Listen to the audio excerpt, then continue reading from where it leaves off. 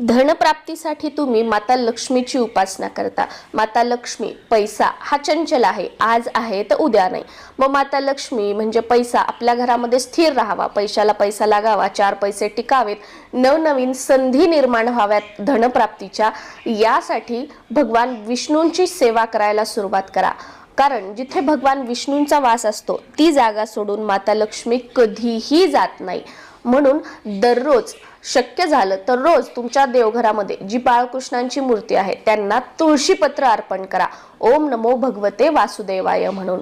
त्यानंतर सकाळ आणि संध्याकाळ दोन्ही टाइम शक्य नसेल तर दोन्हीपैकी एक वेळा विष्णू सहस्त्रनामचा देवासमोर दिवा लावून आवर्जून पाठ करा। विष्णू सहस्त्रनाम अवघड वाटत असेल तर व्यंकटेश स्तोत्र 3 वेळा म्हणा।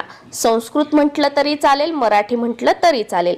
विष्णूंच्या सोबत माता लक्ष्मी आपोआप तुमच्या घरात येईल आणि स्थिर सुद्धा राहील।